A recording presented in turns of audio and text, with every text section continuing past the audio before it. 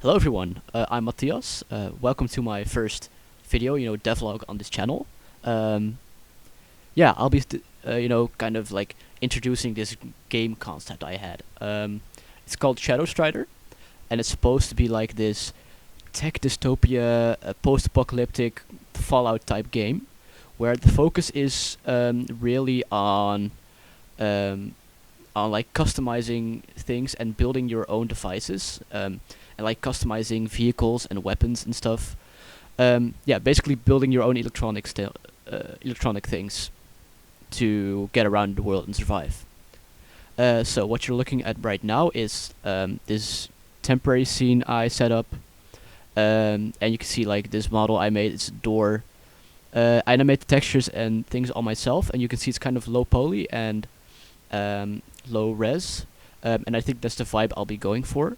I want it to be really accessible for all players. On top of that, my laptop is also kind of low end, so I have to be able to run it on my own device. Um, so yeah, this is like the physical demo, like the visual demo I had set up for the art style. Um, and let's head over to where the bulk of my work has gone into so far, namely the electronics editor. So yeah, this is the electronics editor, as you can see. Um, the board size is customizable. It generates it like at runtime when you start up the scene. Yeah, so let's add some components. So we can start out by adding a simple resistor. Yeah, when you press Alt, you can see what pins it has, the pin names. You can rotate it by pressing R. Well, you can pan around with the camera, obviously. Well, here's a little LED, and a 555 timer, which is basically just like a pulse generator. So this setup would be able to like flash the LED. And well, let's just try that out, I guess.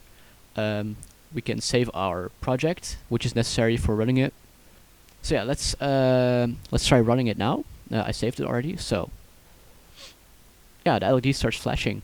So when the bulb, disappears, it means obviously the LED is turned off, and when it reappears, it means the LED is turned on. And you can see that I added a few more components here down in my like item bar thing. I also implemented wiring, which you can obviously use to space out your circuits more, make them more visually appealing. And they're just really useful for creating nice structures.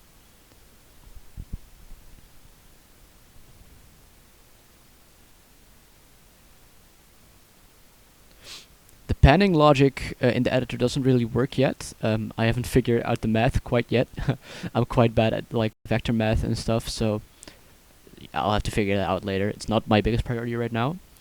Yeah, we can turn off the simulation again, and we can start screwing around with more components.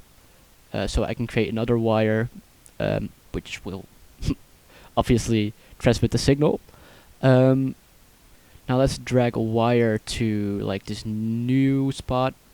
I'll probably throw in a binary counter here. And it's not fully functional yet. It just has like a few pins that do something. And yeah, I can add LEDs to like the outputs of each pin. And now if we save this and run this, well, yeah, it starts counting binary numbers, which is pretty cool. So yeah, this is like the basic like framework for the electronics editor I have in mind. So yeah, the basics are already there. It's far from being finished. Like I need to implement like actually closing circuits now, because it just sends like some signal to a component which is not powered by any means. So yeah, I have to figure that out. And yeah, I need to fix the wire models, obviously. That'll be coming soon, I think. So yeah, thank you for watching, and hopefully see you in like a week or two, maybe 1 week even. If you are interested in the game, you could join my Discord server. I have it linked in the description, hopefully. Or you could just, subscribe to the channel to support the channel. Yeah, that's about it. See you next time. Thank you.